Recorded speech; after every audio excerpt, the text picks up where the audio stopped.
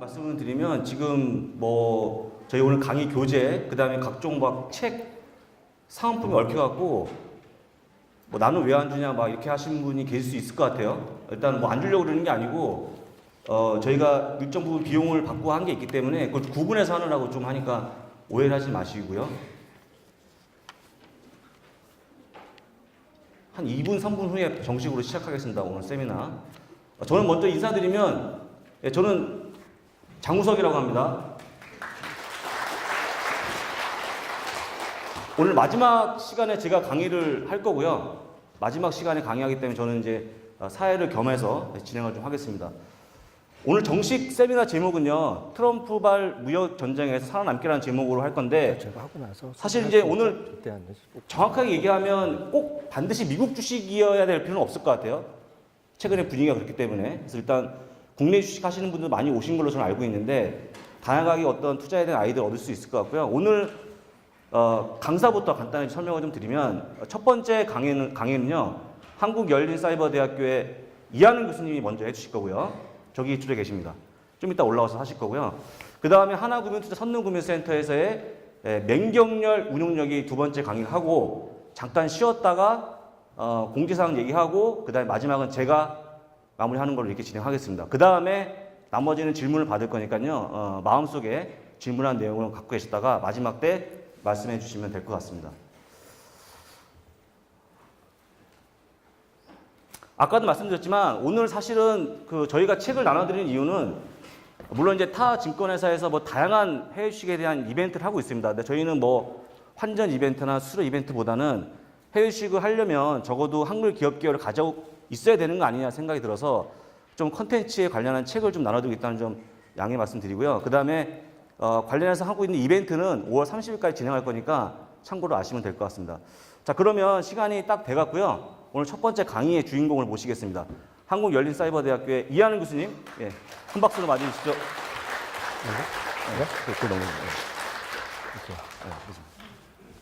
예, 반갑습니다. 한국열린사이버대학에서 또 일을 하고 있고요. 저희 계신 이 건물에 딱 2층에 가면 저희 방송국 있고, 여기 1층에 들어올 때 뭐 스튜디오 같은 거 있잖아요. 그게 바로 제가 저 때 월급을 가져다 주는 바로 그런 회사에서 일하고 있는 이학령입니다. 반갑습니다. 혹시 여기서 제가 궁금해서 그러는데, 머니투데이 방송에서 이번에 행사한다는 거 알고 전화 예약하고 오시면 손 들어보세요. 진짜 제가 깜짝 놀랐는데요. 손 내리시면 돼요. 근데 시청률이라는 것 자체가요. 시청률 있잖아요. 저희는 이제 시청률 많은 사람들 가는 사람이 이제 지상파에만 주로 관심 있잖아요. 드라마 이런 거. 근데 저희는 이제 조금하더라도 시청률이 다 나오거든요. 근데 딱 보면 제가 이제 아침 6시 한 40분부터 나오잖아요. 그 6시 40분 것도 좀 솔직히 보신다면 손 들어보세요. 이분들이 거짓말을 하는 게 아니면 진짜 이상한데, 그 시간은 저희랑 한국경제TV랑 시청률이 보통 발표되는 시청률 보면 1대2 정도 나오고요. 저희가 이름은 그쪽이 2 나오고요. 그리고 간혹가다 그쪽에서 뒤집힌 적이 작년 9월은 저희가 한 달 내내 저희가 이겼어요. 저희가 나오는 코너가 그 타임에 이겼고. 근데 중요한 건 유튜브 있잖아요. 유튜브로만 보시는 분 손 들어보세요. 유튜브. 그래서 별로 없으신데요. 유튜브는 저희랑 와우랑 1대4 정도 나옵니다. 1대3 정도 나와요. 저희 시간에. 근데 개장 딱 하는 시간에 보면 1대10이 나옵니다. 여전히 한국경제TV가 꽉 잡고 있고, 저희는 소수 회사인데 제가 보기에 워낙 많이 오신 것 같아요. 근데 그분들한테는 저희가 제가 이 책이나 이런 것 때문에 제가 상당히 머리 아파하는데요. 그분들은 제가 명단을 다 갖고 있어요. 그래서 어떤 분들은 이학령이 광팬이다, 꼭 달라가 하셨다고 제가 들은 바가 있어요. 근데 그분은 그럴 수는 없어요. 그리고 어떤 분은 또 이러잖아요. 이게 왜 이렇게 못 믿는지, 진짜 짜고 치는 거 아니냐. 근데 제 인생에 짜고 치는 건 없다고 보시면 돼요. 그래서 저희가 52분이 여기 예약한 거라고 봉투에 다 넣어놨습니다. 그래갖고 딱 공정하게 아까 손 드신 분이 와서 직접 추첨하실 거예요. 예, 아시겠죠? 그래서 8분은 제가 책을 제가 다 갖고 왔거든요. 그거 하고 나중에 제가 사인은 못했는데 나중에 바깥에 나갈 때 사인하다면 제가 사인해드릴 테니까요. 그렇게 좀 양해를 말씀드리면 좋을 것 같습니다. 네, 바로 시작을 해야 되겠는데, 오늘 주제는 제가 방송에서도 말씀드렸고 뭐 페이스북 이런 게 말씀드렸다시피 제가 봤을 때 크게 봐서는 하나입니다. 엄청난 소위 변동성 장세가 진행되고 있다는 건데요. 변동성을 가져온 거에 가장 큰 주범은 많은 분들이 트럼프 대통령 때문이라고 얘기들을 하고 있어요. 무역전쟁이 어쩌다 저쩌다 많이 들으셨잖아요. 뭐 그럴 수도 있죠. 또 하나는 지난주에 했던 소위 시리아의 내전 이런 것들한 얘기도 할 수 있는데요. 뭐 그럴 수도 있죠. 다만 저는 그 모든 것이 100% 설명 안 된다는 생각을 하고 있고요. 그 얘기를 잠깐 말씀드리겠고요. 그런 변동성이 된다고 해서 많은 분들이 오해하는 거죠. 변동성이 되면 시장이 끝나는 거 아니냐. 큰일 난다고 생각하는데 그게 아닐 수도 있다는 걸 오늘 말씀드리겠습니다. 다만 변동성 장세에서는 좀 어떻게 대응하면 좋겠다라는 말씀을 드리겠고요. 여기 미리 말씀드리면 오늘 혹시 자리 못 받으신 분 혹시라도 계실지 모르겠는데요. 저희가 다 명단을 다 갖고 있기 때문에 다 보내드릴 겁니다. PDF로 다시 보내드릴게요. 걱정하지 마시고요. 영상 찍으시는 거 아무 상관없는데요. 영상도 제가 다 드릴 겁니다. 볼 수 있는 거 다 말씀드리겠고요. 그리고 그거를 빠르면 월요일 날 중에 제가 또 사이트를 하나 갖고 있는 거 있는데 무료로 다 보내드릴 테니까 볼 수 있게 할 테니까 하시겠고요. 다만 약속해 주실 거 하나가 저희 영상이라는 거를 다른 사람한테 이렇게 보내주는 건 상관없는데 그걸 사적으로 뭐 상업적으로만 이용하시면 되겠어요. 아셨죠? 혹시 인용하실 때는 이 자료를 보고 인용했다. 그 얘기만 좀 약속해 주시면 아무 상관없겠습니다. 아셨죠? 왜냐하면 어떤 분들은 이렇게 하면 자기가 한 양같이 그거 좋은 비즈니스 때문에 그렇게 할 수 있는데 그것만 좀 지켜주시면 저희가 뭐 법적으로 따질 수는 없고 알을 수는 없지만 그것만 좀 이해해 주시면 좋겠고요. 이거는 제가 운영하고 있는 건데요. 그 네이버 카페 미국 주식에 미치다 있겠고요. 페이스북 이런 거 여러분들 혹시 가입 안 하셨으면 여기 와서 보시면 된다 말씀드리겠고요. 이거는 자기가 나중에 말씀드리겠지만 저희가 각종 뭐 이런 거 등등 있는데 제가 나중에 더 기회 되면 말씀드리겠고요. 오늘 중요한 거는 저희 굿 이코노미라는 거가 사이트를 제가 갖고 있는 게 있어요. 각종 콘텐츠만 모아뒀는데 제가 오늘 봐갖고 여기 오늘 강의하는 걸 전부 찍고 있거든요. 지금 찍어갖고 그거를 월요일 날 늦어도 월요일까지 올려드리면 누구나 다 무료로 볼 수 있게 해드리겠습니다. 무료로. 그러니까 그거 나중에 다시 한 번 듣고 다 이해가 잘 안 되는 게 있잖아요. 다시 볼 수 있게 하니까 너무 지금 못 알아듣는다고 해서 걱정하실 필요는 없겠다 말씀드렸고요. 혹시 여기 제가 쿠폰을 3개 넣어놨는데 이거는 저희가 4월 말일까지 해서 모든 콘텐츠 그냥 20% 할인하는 걸 제가 하겠습니다. 이거는 하나금융투자는 상관없고 제가 하는 사이트예요. 그래서 그렇게 좀 이용하시면 되겠습니다. 그리고 어려우시면 여기 그냥 제가 나눠둔 자료 그냥 QR코드 찍으면 바로 들어갈 수 있게 해놨습니다. 보시면 되겠고요.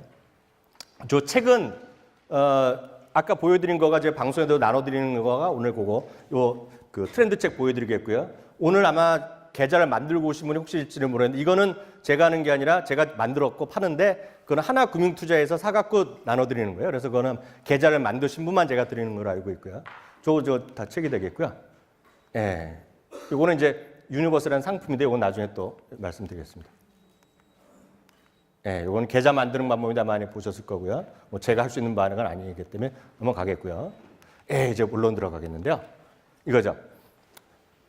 미국과 중국의 싸움은 기본적으로 크게 이해하시면 딱 2가지만 이해하시면 돼요. 첫 번째는 아메리카 퍼스트의 핵심에 거기 들어가 있다. 누가? 트럼프 대통령은 인생의 처음이 끝이 미국 중심, 아메리카 퍼스트다. 이것만 이해하셔야 되겠고요. 심하게 얘기하는 사람은 트럼프 퍼스트라는 얘기를 하는 거예요.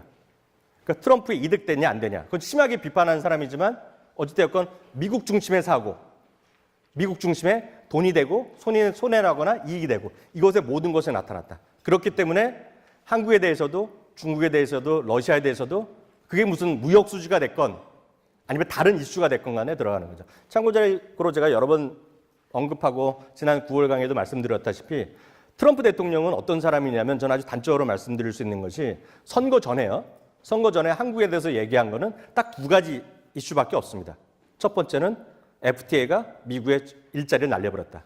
많게는 13만 개를 얘기한 적이 있습니다. 그 사람 입으로. 근데 보통 7만 개 정도가 없어졌다는 얘기를 많이 해요. 미국에서는요. 일자리 뺏어간 것이 한미 FTA였다는 얘기를 하고 있고요. 두 번째가 지금도 맡고 있어 이슈라고들 일부 언론에서 얘기하고 있는 바로 주한미군의 주둔 문제입니다. 주한미군의 돈을 쉽게 얘기해서 우리나라 상당히 많은 돈을 내고 있으나 그런 트럼프의 입장에서 보면 공짜 점심을 타고 있는 사람이 한국 정부라는 거예요. 왜 미군이 와서 주둔을 하고 있는데 그 돈을 한국 사람 돈을 덜 낸다. 이거죠. 그러니까 딱 2가지가 있는 거죠. 이번에 보면 한미 FTA가 제2협상이 다 끝난 걸로 알고 있지만 어느 날 갑자기 미국 트럼프 대통령이 남북 문제 해결 이런 거 보면서 지금 아직 최종 확인을 안 해주고 있잖아요. 그래서 일부에서는 환율 때문이다 얘기하고 있는데 저는 그거보다는 또 일부에서 얘기하고 있는 한미, 미군의 한국의 주둔 문제, 이거 이슈거리가 있을 것이라는 얘기를 전 짐작하고 있는데 이건 모르죠. 일부 언론에서 얘기하는 걸 제가 전해드릴 뿐인데 여하튼 그 두 개가 핵심이다. 중국에 대해서는 항상 얘기한 거 있어요. 중국은 별로 인권에 대해서 얘기한 적이 없습니다. 중국은 항상 엄청나게 많은 돈을 미국에서 벌어가고 있다 얘기를 하는 거예요. 그러니까 그게 항상 이슈거리가 되는 거죠. 그러니까 그런 이슈거리가 있는 게 미국이란 보시면 되겠죠. 예를 들어서 미국의 멕시코에 대해서 멕시코를 얘기하고 캐나다에 대해서는 캐나다 얘기인데 결국은 다 무역에 대한 얘기, 돈벌이에 대한 문제라는 얘기죠. 무슨 얘기인지 아시겠죠? 그게 트럼프에 대한 기본이고요. 그럼 중국 뭐냐? 중국은 저 차이나 오른쪽 뭐냐면 더 쉽게 얘기하시면 어렵게 얘기도 할 수 있지만 쉽게 얘기하면 중국은 21세기판 중화사상을 꿈꾸는 나라입니다. 21세기 중화사상. 중화사상이라는 게 뭐예요? 중국이 전 세계 가운데 있다는 거고 탑1을 하겠다는 거잖아요. 탑1의 격에 맞는 문화, 격에 맞는 사회, 격에 맞는 어떤 정치, 문화 이런 걸 만들겠다는 거. 심지어는 그래서 그런 것도 있잖아요. 중국의 북경이나 이런 데 가면 지하철에서 많이 큰 소리로 떠들지 말라 이런 게 벽에 써 있잖아요. 심지어는 지하철에서 뭐 먹지 말라. 우리나라는 당연히 안 하는 거를 중국 사람이 아직 많이 하고 있기 때문에 그런 얘기를 하고 있잖아요. 그게 바로 중국의 중화사상의 핵심이다. 그러니까 그것이 지금 부딪히고 있는 거죠. 부딪히고 있는 거죠. 그게 바로 변동성을 가져오는 중요한 이유다라고 일단 크게 보면 이해하시면 될 것 같아요. 다만 중국도 미국도 끝까지 가겠느냐, 끝을 보겠느냐 절대 아니죠. 결국은 다 비즈니스의 감이 많이 있는 거죠. 중국은 중국대로, 미국은 미국대로 서로 아쉬움이 있는 나라들이죠. 이거 보면 이제 오른쪽 화면 보시고 왼쪽 화면 보시면 되겠는데요. 왼쪽 화면 보면 미국의 입장에서 보면 철저히 미국 입장에서 보면 제일 많이 무역 역조가 일어나고 있는 게 현실적으로 중국이라는 거가 되겠고요. 이걸 그래프로 표시한 것이 오른쪽입니다. 그러니까 미국 사람 입장에서 보면 트럼프의 입장에서 말할 거리는 많은 거죠. 그 안에 뒷단에 들어가면 왜 도대체 미국 사람들이 중국에서 물건을 많이 샀겠어요? 물론 중국 사람들이 원해서 많이 수출할 수도 있겠지만 상당분의 사람들이 처음에는 미국에 가서 투자한 거잖아요. 미국의 싼 인건비 이런 거 갖고 간 거잖아요. 근데 이제 와서는 그런 소리 한다라고 할 수 있는 거죠. 똑같은 얘기를 멕시코를 많이 얘기하는데 멕시코가 지금 무역역조는 규모는 얼마 되냐면 4위거든요. 멕시코는 더하죠. 멕시코에서 돈 버는 사람은 전부 다 미국 사람이라고 얘기하고 있거든요. 미국 자본이고. 물론 멕시코 자본도 많이 있지만 그 멕시코 사람들도 알고 보면 미국의 출신 멕시칸이라는 사람이 대부분의 사람이라 얘기하고 있지만 지금은 멕시코 무역역조라고 얘기하고 있는 거죠. 다만 미국 나프타 협상에서 제일 돈 이득 버는 거는 어디다? 다들 아는 거야. 미국이 돈 벌었다고. 미국의 투자자들이 돈 벌었다는 거죠. 그렇지만 결과적으로 본 거는 적자가 계속 많이 있고 누적되고 있기 때문에 그걸 공략하는 거죠. 그렇지만 끝까지 가겠느냐? 끝까지 가지는 않을 가능성이 크죠. 중동도 마찬가지입니다. 시리아 얘기를 많이 하는데요. 시리아는 언제부터 이게 문제가 됐냐면 2010년, 11년에 중동의 봄이라고 기억하실 거예요. 이집트 문제, 뭐 예멘 문제 많이 나왔을 때 그때도 시리아가 나왔는데요. 이 시리아 대통령은 둘째 아들입니다. 둘째 아들. 전임자가 독재자였는데 그 독재자는 그래도 서방이나 친했던 독재자로 분류되고 있어요. 근데 이제 그 아버지가 죽고 나서 이 양반은 안과 의사 출신입니다. 안과 의사. 근데 형이 안 하고 이제 동생이 했어요. 김정은 같이 둘째 아들이 지금 독재자를 후계자를 물려받았는데 미국이나 이런 데서 엄청나게 반대를 하지만 시리아 안에서는 이 양반을 지지하는 사람이 또 많은 거예요. 그게 뭐냐면 근데 극소수가 지지하는 거죠. 극파. 여기 나오는 아사드인가 이 사람 이름일 텐데 그 파 일가가 다 해먹는 거예요. 쉽게 얘기해서. 그 사람이 아니면 쉽게 얘기해서 어디 군청에 우리 지금 군청에 공무원도 안 된다는 얘기를 합니다. 조그만 마을에 뭐 비즈니스가 안 되는 거죠. 그리고 엄청 불만이 많으니까 내전이 막 일어나고 막 이런 여러 가지 하는 거죠. 그래서 여기 시리아에 대해서는 전쟁을 평가하는 게 워낙 많습니다. 종교 전쟁 성격도 있죠. 인종 전쟁도 있죠. 그 안에. 그리고 또 중동 안에서의 터키가 한편, 시리아가 한편, 무슨 다 나뉘고 있고요. 또 한편은 러시아가 또 한편, 또 이쪽 서방이 한편. 그러다 보니 시리아에 관해서는 2010년이나 지금이나 갈수록 나오면서 무슨 얘기냐면 시리아는 아군도 적군도 없이 그냥 무기상만 있는 나라. 그러니까 여러분은 영화나 이렇게 미드런 게 간혹 보시면 시리아에서 무슨 테러리스트가 오고 막 그런 얘기 많이 있잖아요. 항상 뒤에 보면 이상한 독일 사람의 무기상이 나오고 미국 독일 사람 뭐 이런 사람이 나오잖아요. 그게 시리아라는 거예요. 그래서 이번에 보면 시리아 내전이 끝나겠느냐? 잘 안 끝나죠. 왜? 이번에 미국의 국방장관도 얘기했잖아요. 이번에 공격은 제한적이었다는 얘기를 하는 거고요. 그 제한적이 된 이유는 화학전 문제였네요. 화학전. 나머지 일상적인 미사일 쏘고 이런 거 있잖아요. 총질하고 이런 것들. 재래식 무기는 아무런 관심이 없어요. 왜냐하면 거기서 엄청 돈을 벌기 때문에. 누가? 미국도 벌고 중국도 벌고 러시아도 거기서 돈을 먹어요. 이게 끝날 일? 절대 안 끝날 거라 보고 있고요. 그래서 제가 제일 기가 막힌 거가 라이브로 중계가 되는 사이트가 있습니다. 이게. 여러분도 찾아보시면 라이브로 지금 현재도 지금 각 지방색, 각 어떤 정파들이 어디서 사람들이 몰려있느냐가 리얼타임으로 보여요. 리얼타임. 이제 리얼타임 화면을 제가 캡처했던 거거든요. 이 화면 자체가 첫날 지난주 토요일날 새벽, 토요일날 아침이었는 거로 제가 기억하는데 미국 시간은 금요일날 밤에 딱 트럼프 대통령이 공격을 명령했다고 나올 때 제가 캡처한 사진입니다. 이게. 그 다음에 보면 이제 다 깨끗해졌죠. 저기 미군이 없어졌죠. 다음은 유가랑 금값도 제가 같이 말씀드리겠습니다. 사람들이 그러잖아요. 시리아 내전, 뭐 이렇게 무역 전쟁 이렇게 되면 유가가 엄청 올라갈 거다. 그러니까 지금 많이 올랐죠, 요새 또. 68, 모종 68, 69 막 가잖아요. 80달러도 넘나들 수도 있고 어떤 사람들은 100달러 갈 수 있는 얘기 하잖아요. 저도 물론 방송이나 그래서 금을 사야 된다고 얘기하지만 제가 사는 금은 금이 엄청 올라갈 거다? 그런 생각 별로 안 합니다. 제가 말하는 금은 항상 안전자산으로서의 금에 대한 가치를 얘기하는 거죠. 안전자산. 뭐든지 투기적으로 생각하면 답이 안 나오죠. 투기적으로 사면 금이 지금 1,300달러가 될지 1,400달러가 될지 1,500달러가 될지 알 수가 없어요. 다만 제가 금에 대해서 얘기할 때는 항상 그게 몇 그램이고 몇 킬로그램까지 가느냐가 중요한 거지 금에 대한 시세를 너무 크게 믿을 게 있다 없다? 전 별로 없다고 보고 있어요. 물론 골드만삭스는 2주 전에 골드만삭스 기준으로는 3년 만에 금을 사라는 레포트를 사진했어요. 맞을 수도 있고 틀릴 수도 있죠.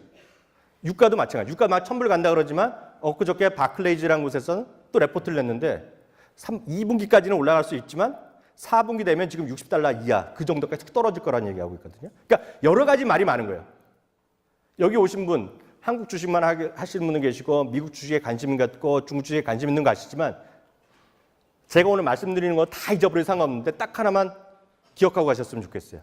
그게 뭐냐면 어느 한 종목을 딱 찍고 어느 한 지역을 딱 찍고 어느 한 국가, 어느 섹터 하나 딱 찍어갖고 돈을 벌 생각이 있다 없다? 처음부터 버리세요. 그게 아니라 처음부터 끝까지 분산 투자하고 좀 쫙 안배라라 밸런스를 갖고 하는 것이 핵심이다. 그게 오늘 저의 처음이자 끝의 주제입니다. 아시겠죠? 그래서 그것만 꼭 좀 기억해 주면 좋겠는데 그래서 유가 이렇게 올라갔는데 실제로 보면 이런 위험에도 불구하고 과거에 어땠느냐를 보여야 되잖아요. 왜냐하면 항상 시장이라는 게 주시장이 그렇잖아요. 떨어질 때 보면 다 떨어진다는 얘기는 밖에 안 해요. 올라가면 올라간다는 얘기밖에 안 하죠. 지금도 보면 미국 시장이 2월 2일부터 떨어지기 시작했거든요. 그러면 조정 보고 있으면 미국도 끝났다는 사람도 얘기하고 아니면 우리나라는 이제부터 3,000포인트 간다는 얘기하고 우리나라 이제 평화 시대가 오면 뭐 2005, 3 막 간다고 얘기하잖아요. 건설주가 대박난다, 시멘트가 대박난다 얘기하고 그러지만 갈지 안 갈지 아무도 모르는 얘기죠. 다만 자기들의 각자의 주장이 있는데 그게 어느 정도 논리적이냐, 어느 정도 접근 가능한지만 판단하시면 되겠는데요. 이거는 1900년부터예요. 1900년부터 2014년까지 무려 115년의 역사를 낳은 그래프입니다. 115년 동안 있었던 일이에요. 여기에 소위 지정학적 위협 있죠. 여기 지정학적 위협은 여기 계신 분 중에 한 분도 1차 세계대전 때 경험하신 분 없으시잖아요. 1차 세계대전 때 살아계셨던 분 여기 없으시잖아요. 여기 보면 1차 세계대전, 2차 세계대전, 한국전쟁, 월남전쟁 다 포함하는 거예요. 중동의 세 차례 전쟁 다. 그거에 포함된 결과입니다. 그게 뭐냐면 그게 다우지수의 S&P 500의 결과인데요. 실제로 보면 한 달 그런 딱 큰 사건이 떨어져서 한 달 동안에 보면 한 3% 떨어졌다는 거예요. 6개월 되니까 3개월 되니까 조금만 1%대로 줄어들었다는 거예요. 그런데 6개월 되면 다시 플러스 났고 12개월 되니까 6%까지 올라갔다는 거예요. 이게 115년의 역사입니다. 115년. 그럼 이게 어떤 분들은 이거 지금 쌍팔년도 시대랑 지금 다를 수 있다 말씀하실 수 있잖아요. 그러면 그 다음은 최근에 1983년 이후에 1983년 후에 지역도 딱 중동에서 미군이 몇 번이나 그 지리적 위치에서 개입을 했냐면 군사적 개입을 했냐면 무려 32번의 개입을 했어요. 32번이요. 32번의 개입이 있던 직전부터 직후까지 어떤 일이 벌어졌냐면 한 달 동안에요. 그 한 달 동안 여러분 보시면 제일 위에 있죠. 제일 위에 요거는 우리가 흔히 얘기해서 방위산업 있죠. 방위산업. 한국의 방위산업이 아니라 한국의 무슨 이상한 주식이 아니라 미국의 방위산업이 한 달 동안 1.5% 올라갔다는 거예요. S&P 500, 미국 지수 다우가 1% 조금 못 미치게 오히려 올라갔다는 거예요. 한 달 동안요. 여기서부터 두 개가 중요한데요. 금값 올라가면 올라갔어요. 금인데요. 조금 올라갔어요. 0.17% 올라갔어요. 근데 더더욱 중요한 건 유가 0.1% 떨어졌다는 얘기예요. 제가 드리고 싶은 말씀이 이번에 지정학적 위협이 있더라도 금값이 올라간다. 유가는 떨어질 거다. 그런 얘기하는 것이 아니라 허무맹랑하게 금값이 엄청 올라가고 지정학적 위협이 되면 유가가 엄청 올라갔다. 그런 얘기는 아닐 수도 있다는 얘기죠. 어떤 분들은 그러면 금이 올라간다 그러면 쉽게 해서 고려에는 몰빵 사는 사람이 있단 말이죠. 예를 들면 그게 맞다 아니다? 맞을 수도 있죠. 그게 그다음부터 지금 더블 올라가면 뭐 대박 벌겠죠. 그렇죠. 그렇게 접근해서는 답이 안 나온다. 항상 균형감을 가지라. 그래서 다시 한번 말씀드렸고요. 이제 시장 자체에 대해서 좀 말씀드려요. 변동성 장세 어떻게 좀 하는지를 구체적으로 말씀드리겠는데요. 여기서 한국 주식에만 투자하시는 분 손 들어보세요. 한국 주식에만. 네. 30% 되고. 미국 주식도 갖고 계시면 손 들어보세요. 미국 주식. 꽤 많이 오셨네요. 미국 주식. 예, 한 54, 40% 되는 것 같은데요. 제가 이거 왜 말씀드리냐면 이거는 전 세계 주식시장을 한 번에 보여주는 비중을 말씀합니다. 전 세계 주식입니다. 뭐냐면 전 세계 이게 동그라미 게 전 세계 주식이라고 보시면 되는데 전 세계 주식에서 시가총액 기준을 보면 미국의 비중이 53%입니다. 53%. 그러니까 전 세계 주식을 100이란 걸 사면 워낙은 그 안에 가치의 절반 조금 넣는 게 미국 주식으로 돼 있어요. 미국 주식. 일본이 8%, 영국이 5%, 홍콩이 3%, 또 중국이 몇 프로 등등 하고 나오는데요. 한국은 얼마 프로? 1.77%예요. 1.7%에서 주가가 10배, 5배 올라가면 좋죠. 잘 찍으면 되잖아요. 잘 찍으면. 그렇지만 전체 자산에서 차지하는 비중이 여러분들이 스스로 얼마 정도 하는지 한번 생각해 보시면 되죠. 나쁘다는 게 아니라 주식은 매력적인 게 정답이 있을 수가 없거든요. 주식은 각자의 판단, 각자의 생각, 각자의 어떤 주장에 따라서 주식을 사거나 파는 거거든요. 펀드도 마찬가지, ETF도 마찬가지인데요. 한국이 정말 좋고 잘 찍을 수 있다면 뭐든지 하나 찍으면 되죠. 귀신같이 찍으면 되죠. 그게 코스닥이 됐건, 뭐 삼성전자가 됐건, SK하이닉스가 됐건, 현대차가 됐건 무조건 하나 딱 찍어갖고 성공하면 되죠. 아니면 저 조그만 주식 코스닥 하나에 바이오 주식 하나 딱 찍어갖고 5배, 6배 올라가면 행복하죠. 근데 그건 마치 어떤 거냐면 전체 주식에서 우리나라 사람의 시각이 아니라 외국 사람의 일반적인 글로벌 시각에 보면 그걸 하나 사는 것은 전 세계에서 딱 저 나라. 그래도 그나마 전 세계에서 10위권이거든요. 그러니까 큰 거죠. 비중 큰 거죠. 그 하나를 찍는 거의 위험성을 무시할 수는 없다는 얘기예요. 제가 그래서 오늘 해보셨던 분 아무 상관없는데 한 번은 안 해보셨거나 조금 겁이 나서 안 해보셨던 분은 한 주라도 한번 해보자. 일이라도 담가보자는 게 제가 강연하고 제가 매번 책을 쓰고 글 쓰는 게 주제입니다. 단 일이라도 해보자. 일. 그게 뭐가 됐건 간에 그게 페이스북이 됐건 뭐 아마존이 됐건 구글이 됐건 뭐가 됐건 간에 하나라도 사보자는 것이 저의 또 하나의 주장 중에 하나입니다. 아시겠죠? 그러면 그 안에서 보면 조금 어느 쪽을 좀 보는 게 좀 확률이 높을까를 말씀드리면 이건 약간 어려운 개념일 수 있겠는데요. 조금 익숙하시면 될 텐데요. 제가 오늘 말해드리는 거가 한국, 중국, 미국 뭐 당연히 비중으로 보면 미국이 클 수밖에 없고요. 정상적으로 보면 한국 투자가니까 여러분들이니까 아니지만 외국 사람의 입장에서 보면 딱 미국 사람의 입장에서 보면 미국의 53% 하는 게 적정하게 맞는 거예요. 한국은 2% 정도 사면 맞는 거란 말이죠. 그렇지만 한국이기 때문에 그렇게 할 수는 없죠. 현실적으로 보면. 그러면 냉정하게 지금 어느 나라 쪽을 좀 더 사야 되겠느냐. 어느 나라 쪽을 최소한 지금보다 좀 더 좋아지냐 나빠지냐만 잠깐 생각해 보자. 딱 1년만 보자고. 1년. 뭐 지수가 몇 퍼센트 이런 거 다 잊어버리시고요. 이거는 이익 조정 비율이라는 게 있어요. 이익 조정 비율이라는 게 있는데 뭐 어떤 개념이냐면 여러분들이 아니면 증권사에 이렇게 애널리스트들이 투자 의견을 내지 않습니까? 예를 들어서 삼성전자가 올해 100억의 이익을 날 거라고 어떤 전망한 사람이 있었어요. 어느 정도 정해진 평균이 나왔는데 한 달 정도 되니까 100억이 아니라 120억이 될 수 있잖아요. 많은 사람 의견이 좋아져 갖고. 아니면 반대로 100여로 생각했는데 조금 안 좋아져서 80으로 떨어질 수 있잖아요. 그거를 어떻게 계산하냐면 이익이 증가한 기업을 다 플러스를 내요. 이익이 떨어진, 일단 숫자로만 따집니다. 이익이 증가한 기업을 플러스로 내고요. 이게 전망치가 내려간 기업을 마이너스로 쳐요. 그럼 당연히 플러스가 많아야지, 플러스 10이 나와야지, 예를 들면 이익이 증가가 전망치가 높아진다는 얘기잖아요. 근데 반대로 마이너스 나면 이익의 전망치가 낮아지는 나라예요. 그리고 여러분들이 어떤 비즈니스를 하건 간에 이런 거죠. 어떤 식당 사업을 하는데, 식당을 하는데 손님이 많이 나오는 곳이 있잖아요. 계속 늘어나는 곳이 있고 손님이 줄어드는 식당이 있다고 그러죠. 그럼 여러분들이 그 식당을 인수한다 그러면 어떤 걸 사시겠어요? 손님 늘어나는 쪽 사실 거 아니에요. 상식적으로. 그러니까 저는 학교에서도 강의하지만 주식은 어려운 게 아니에요. 절대 어려운 게 아니에요. 좋아지는 걸 사면 되잖아요. 좋아지는 거. 근데 많은 분들이 자꾸 프라이스를 생각하죠. 가격을 생각하죠. 가격이 비싸다 싸다는 거는 머릿속에 잊어버리죠. 당분간. 특히 해외 주식은 더 잊어버리세요. 주가 얼마인지 잊어버리시고 앞으로는 한국 주식도 제가 방송에서 맨날 그런 표현을 하지만 주가를 보지 마세요. 차트를 보지 마시고 그냥 여러분 머릿속에 생각하세요. 생각. 얘라는 부동산 하든 마찬가지죠. 여러분들이 예를 들어서 제가 A라는 뭐 강남에 어떤 지역이 있어요. 근데 계속 학생들이 몰려들어. 그래서 집값이 오를 것 같은 지역이 있어요. 그 아파트값이 조금씩 올랐어. 근데 반대로 어느 특정 지역 가니까 뭔가 아파트 들고 학원의 학생도 뭔가 줄어들어. 그런 느낌 있잖아요. 그럼 뭘 사야겠어요? 애들이 늘어난 곳을 가서 사야 될 거 아니에요. 똑같다는 게 주식도. 근데 그거를 이익이란 개념으로 만든 게 이익 조정 비율이고요. 이익 조정 비율이고요. 요거는 전 세계가 한 두 가지 기준인데 기본적으로 똑같은 기준입니다. 한국도 하고 미국도 하고 똑같은 업계 규정이 있어요.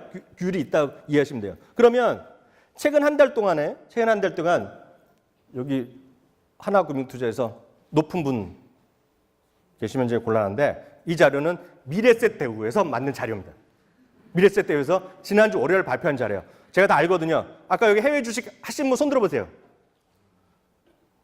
여기서 가만히 계세요. 나 미래셋 계좌가 아니라 한번 손 내려보세요. 보잖아요. 이게 보면 80%가 여기 지금 손 드신 분의 80% 그냥 손 내리세요 이제. 다 미래셋 계좌를 갖고 계신 거예요. 전 미래셋 엄청나게 좋아하고 있어요. 제가 물론 미래셋 대우 출신이지만 그게 아니라 미래셋 대우는 그래도 직원들이 열심히 해외 주식 하라고 열심히 푸시를 하는 것이죠. 세일즈도 하고. 전 잘하고 있다고 보는데 거기서 나온 자료입니다. 그리고 이거는 어디나 똑같은 자료예요. 미국 자료를 갖고 인용하는 거거든요. 이거 잘 보세요. 근데 정말 진짜 답답한 건 이렇게 좋은 자료를 만들고도 미래셋 대우의 어느 한 직원도 이걸 갖고 설명을 하지 않습니다. 이게 또 하나의 제가 대박이에요. 저 같은 사람만 좋아하는 거죠. 저 같은 사람은 방송에 인용하고 저 같은 사람은 학교에서 강의할 때 쓰니까. 근데 이 자료 진짜 잘 만드는 거잖아요. 딱 떨어집니다. 뭐냐면 지금 여러분들이 어떤 주식을 사면 되고 어떤 나라를 사야 되는지 나옵니다. 이걸 잘 찾아보면 주식도 다 나옵니다. 대한민국 주식도 다 나와요. 저 좀 이따 말씀드릴게요. 여기 보시면 한 달 동안에요. 최근 한 달 동안에 이익 조정 비율이 올라간 지역이 있고 떨어진 지역이 있습니다. 여기 왼쪽 거 보세요. 전 세계는 1.3% 플러스가 났어요. 그럼 전 세계 이익 전망치가 높아졌다, 낮아졌다? 높아졌다는 얘기를 하는 겁니다. 그럼 기본적으로 주식을 딴 걸 다 무시하더라도 좋아진다 그러면 주식을 사면 된다는 얘기예요. 무슨 얘기인지 아시겠죠? 그렇게 이해하시면 돼요. 북미란 건 뭐예요? 노스 아메리카입니다. 세상에 두 나라밖에 없어요. 미국과 캐나다예요. 근데 캐나다는 주식시장 자체가 미국에서 몇십 분의 1이니까 의미가 없어요. 북미가 11.8%가 플러스가 나면 이익 증가 플러스 났다는 게 아니라 이익 증가 기업이 많다는 거예요. 압도적으로 많다는 게 의미합니다. 플러스가 아니에요. 절대치가 아닙니다. 유럽은 마이너스 9% 나오고 있고요. 아시아가 마이너스 4.6, 남미가 1.4 플러스, 중동, 아프리카 마이너스 7.3. 중동 당연히 지정학적 위기가 커지니까 마이너스 날 수도 있죠. 아시아는 왜 그런지 모르겠는데 마이너스 4.6 났어요. 그러면 이걸 아시아만 뛰어가보죠. 아시아의 국가별 조정비율을 떠났어요. 홍콩 8.1 플러스 납니다. 일본이 뭐 어쩌다 아베가 어쩌다 욕하지만 아베 일본은 4.3%가 플러스가 나 있어요. 일본은 목표 이익 전망치가 증가하는 나라에 지키면. 그럼 저보러 아시아에서 어디서 사냐? 저는 일본을 사죠. 근데 일본의 기업을 몰라요. 어느 증권사 가더라도 일본 펀드를 팔을 거예요. 아니 일본 ETF도 파는 게 있어요. 그걸 사면 되겠죠. 예를 들면. 그렇지만 저는 조금 아니까 저는 닌텐도를 사겠죠. 닌텐도를. 저는 아니까. 그래서 모르시는 분이 많잖아요. 그래도 일본이 좋아진다면 일본의 전체를 사면 되죠. 그죠? 그렇게 이해하시면 돼요. 호주 마이너스 5.4, 인도 마이너스 12.5, 인도네시아 마이너스 9.5, 말레이시아 마이너스 3.8, 대만, 태국 등등 있는데 중국도 마이너스 2.7인데 제가 너무 심한 것 같아요. 그래서 살짝 지워놨어요. 안 보이게. 한국 몇이에요? 몇이에요? 마이너스 21.3. 제 얘기가 아니에요. 제 얘기가 아니에요. 근데 이건 왜 그러느냐? 이유가 명확해요. 1분기, 제가 대한민국 주식시장 잠깐 말씀드리면 대한민국의 1분기에요. 기업 이익의 전망치는, 이익의 증가치는 9.8% 플러스를 합니다.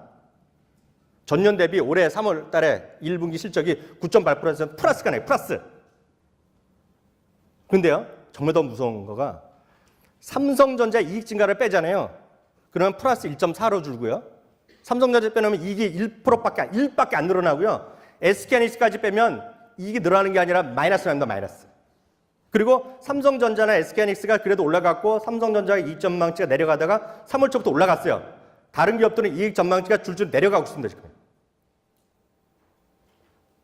저는 대한민국이 좋다, 미국이 좋다, 나쁘다 그런 말을 쓰는 게 아니라 냉정하게 보면 이익 전망치가 내려가는 지역이 있고 그 나라가 있는데 우연히 지금 대한민국이 내려가고 있다는 거예요. 다만 그럼에도 불구하고 저버러지고 한국 주식 사야 되냐 그러면 전 사도 살만하다고 보고 있죠. 왜? 우리나라는 지금 절대 저평가 구간 맞아요. 그리고 그거는 제가 방송에도 말씀드렸다시피 60년째 저평가입니다. 지정학적 위협 때문에. 그렇기 때문에 몽고보다 낫고요. 제가 한번 방송에서 틀렸는데요. 우리나라보다 더 낮은 나라가 터키가 우리나라보다 PR이 낮아요. 터키가 7.8 정도 납니다. 터키가. 우리나라는 9.8, 10배 이 정도예요. 우리나라가 지정학적 위협이 조금만 개선되면 이런 거죠. 우리나라가 왜 태국보다 낮아야 돼요? 대답할 분이 별로 없어요. 인도네시아부터 우리나라가 뭐가 부족해서 조금 올라갈 수 있죠. 예를 들어서 지금 10배라는 거 잘 한번 생각해 보세요. 10배인데 지정학적 위협이 정말 해소돼서 정말 두 분 만나서 잘 되고 또 트럼프가 만나 어깨 동무하고 막 그럴 수 있잖아요. 내 친구 얘기할 수 있잖아요. 완전 뭐가 좋아졌어요. 그럼 PR이 지금 10배인데 11배가 된다고 생각해 보세요. 이거는 될지 안 될지 상상만 해보세요. 11배가 된다는 거는 여러분 아주 단순하게 생각해서 지금 예를 들어서 2,500이면 지수가 2,700 간다는 얘기예요.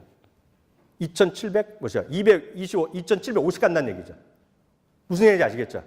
그게 바로 많은 사람들이 밸류에이션에 대한 얘기가 그 얘기입니다. 그래서 그 상당히 중요한 의미가 있어요, 지금요.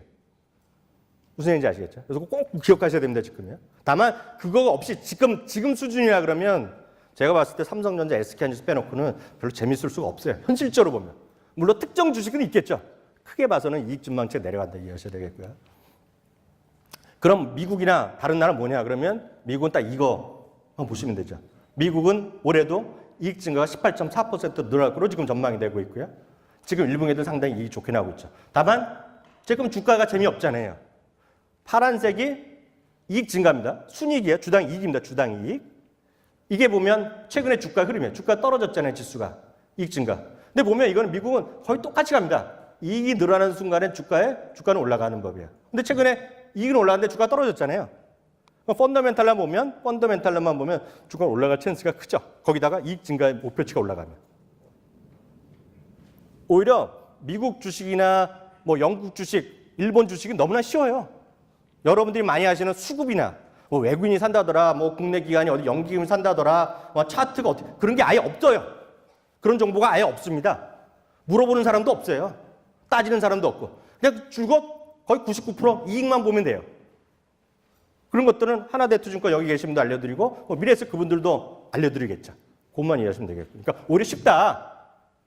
그럼에도 불구하고 변동성 왜 있느냐? 딱 하나죠. 이거 오늘 핵심 중에 하나인데요. 변동성은 앞으로도 계속 클 수밖에 없어요. 왜? 양적 완화. 그러니까 쉽게 해서 금리가 더 쉽게 얘기하면 금리가 내려가던 시기에서 금리가 조금 올라가기 시작했잖아요. 그거는 역사적으로 보면 그런 시기를 표시해놨는데요. 그런 시기일 때마다 결국은 금리, 예를 들어서 아주 쉽게 얘기하면 그런데 이 변동성이 올라가는 시기가 항상 그런 시기에 있는 거죠. 이게 금리는 딱 그 표는 아닌데 그렇게 이해하시면 돼요. 금리가 올라가는 시기에 변동성이 커지는 시기죠. 그렇다고 해서 변동성이 커진다고 해서 절대로 지수가 꺼지고 주가가 떨어진다는 것이 아니라 작년, 재작년은 특히 작년은 한국 주식도 미국 주식도 영국 주식도 그냥 꽃발입니다. 꽃길. 다 사면 올라가는 거예요. 꽃길. 근데 지금은 그런 거 있잖아요. 운전하시다 보면 짜증나는 구도 있죠. 계속 고속방지턱 있죠. 방지턱 나누. 딱 그런 시장이에요, 지금요. 그런 턱이라고 보시면 그런. 그게 앞으로도 이어질 것이다. 그럼 어떻게 하느냐? 섹터도 잘, 업종도 잘 선택해야 되고요. 종목도 진짜 잘 선택하셔야 되고 마음가짐도 잘 하셔야 되겠죠. 그럴 때 누가 있어야 돼요? 예를 들어서 미래에셋 계시면 미래에셋 담당자한테 전화해서 따져보고 물어보고 어떻게 했냐. 해결책을 내놔야죠. 하나금융이면 하나금융에 전화하고 얘기해요. 물어보고. 저는 뭐 하나금융 소속도 아니고 저는 냉정히 말씀드리잖아요. 제가 다음 주 수요일 날은 미래에셋 한 본사 직원 100명 데리고 제가 강의를 하거든요. 전 냉정한 사람입니다. 어디에 속해 있지 않기 때문에. 미래에셋도 마찬가지예요. 저한테 본사 직원이 강의한 거 그거 자체가 고객 뭐 자산 관리부 그런 데서 저한테 강의를 신청했는데요. 뭐로 하냐면 주제가 딱 정해져 있어요. 고객이 진짜 원하는 것은. 그거가 제가 1시간 반 동안 얘기 달라는 거예요. 왜? 고객이 원하는 거 못 해주고 있거든요. 냉정하게. 쉽게 이거죠. 사라고 막 돌기 앞으로 했는데 2월 1일부터 주가 떨어졌네? 페이스북 좋다고 해도 떨어졌네? 애플도 떨어지고 오늘 애플은 4% 떨어졌잖아요. 아마존도 뭐 최고치 와 있지만 떨어졌잖아요. 넷플릭스 떨어질 때 걔네가 뭐라고 대답했냐는 거죠. 아니 그 PB들 얘기할 것도 없어. 제일 얘기 못한 건 본사애들이 얘기를 못한 거예요. 제가 그거 엄청 얘기했더니 저한테 불러서 강의 좀 해달라는 거예요. 그걸 좀 어떻게 마인드를 알려달라고. 저는 어디 거래하든 아무 상관없어요. 다만 여러분들을 도와줄 수 있는 곳에서 하시라는 거예요. 수수료 싼데? 수수료 싼데 가면 되죠. 거래를 많이 하는 분들은 상관이 있겠죠. 샀다 팔았다 하면 거래가 많은 게 수수료 싼 게 중요하겠지만 제가 봤을 때 그게 무슨 기준이 아니라는 거죠. 그래서 저는 어디 놔도 전 꼭 하나 높은 분 안 계시지만 계시더라도 할 수 없어요. 하나가 아니라도 상관없고 삼성이 이건 아니 상관없어요. 다만 여러분들의 의문점을 해결해 줄 수 있고 대응해 주는 것. 그게 정답이다. 그게 이베스트일 수 있고 삼성일 수도 있고 신한일 수도 있고 다 있죠. 하나일 수도 있고 한투일 수도 있고. 저는 왜 수수료하고 환전에 그게 뭐 목매달는지 이해가 안 되는 사람이에요. 그래서 그건 여러분들 각자 알아서 판단하시면 되겠고요. 제가 이거 마지막으로 한두 개만 말씀드리겠는데요. 이거는 제 얘기가 아닙니다. 이것도 골드만삭스에서 한 달 전인가요? 한 달 전에 좀 자산이 되는 사람한테 레포트를 보내주는 게 있어요. 거기에 여러 가지가 있는데 그중 핵심이 이겁니다.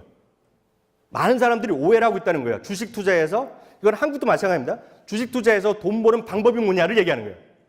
어떤 것이 중요했느냐를 얘기했더니 골드만삭스에서 내린 결론이 딱 이겁니다. 100이란 게 있다면 여러분들이 목숨 걸고 생각하는 샀다 팔았다는 21선에 목숨을 가치시키고 5분봉 뭐 난리치잖아요.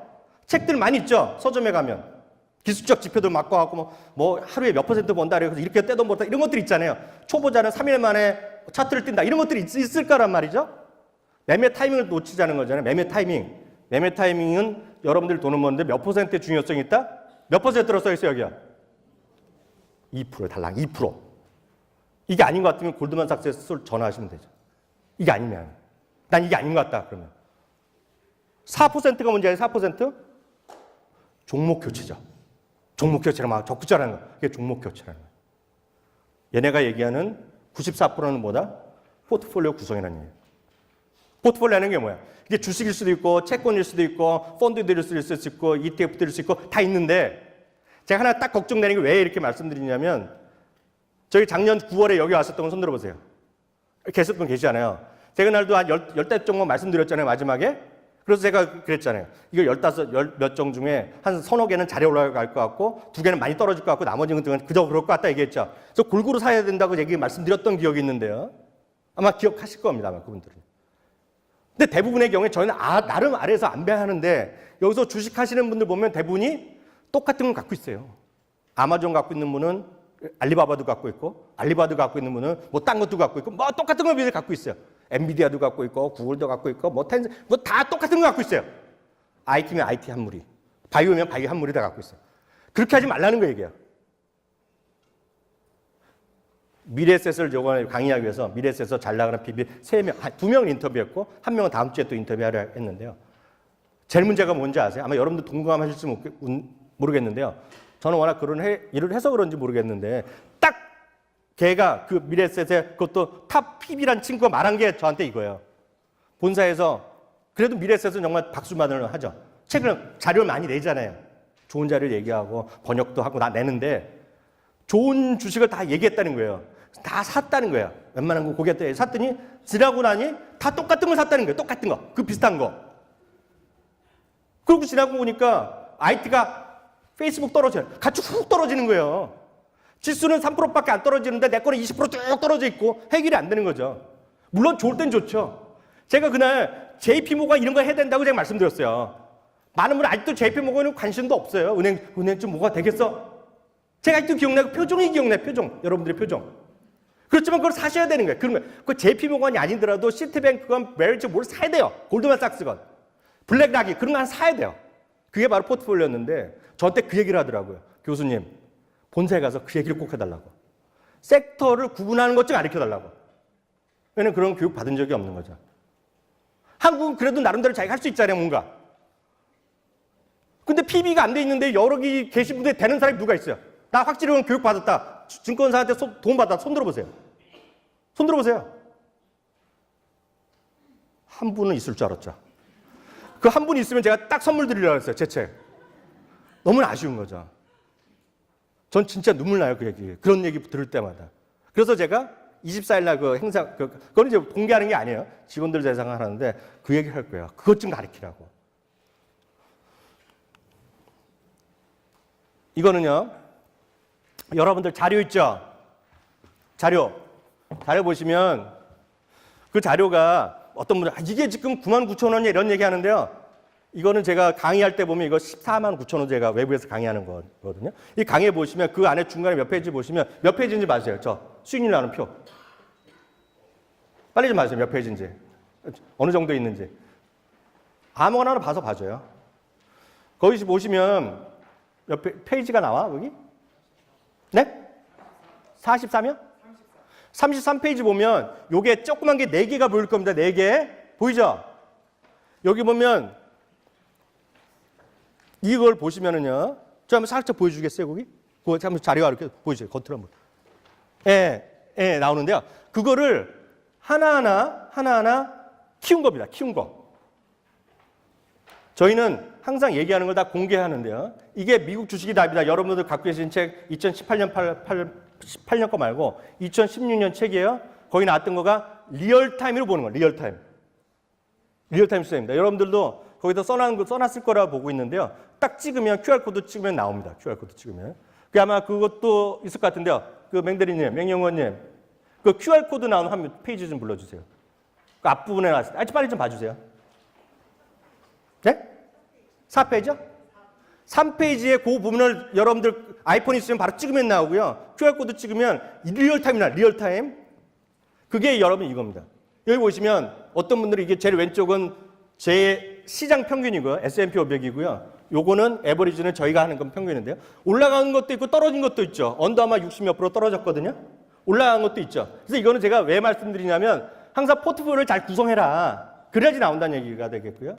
이거는 작년 7월에 저희가 행사했을 때 얘기하는 겁니다. 이때도 보면 허드슨 이런 거 보면 주가 50% 떨어졌고 보잉 같은 건 70% 올라갔고 평균 대비 이기는 게 나옵니다. 거기에는 요 숫자가 저희 안 나옵니다. B라고 나오고 E라고 나올 거예요. 거기는. 왜냐하면 제가 프리미엄으로 유료 강의한 거기 때문에 할 수 없어요.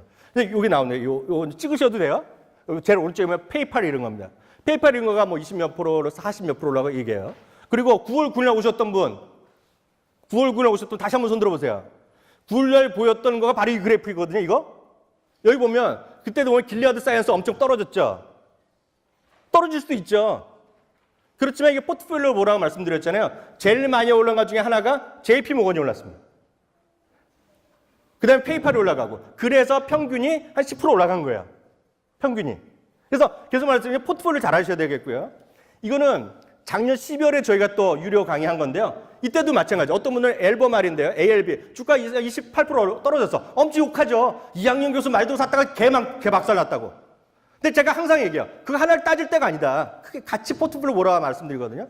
그걸 보면 또 평균은 많이 올랐죠. 제일 보면 스퀘어 같은 거가 많이 30% 올라가 그랬죠. 제 방송에서 간혹 얘기하는 거 스퀘어거든요. 이렇게 많이 올라간 말이죠. ETF도 같이 말씀드렸는데.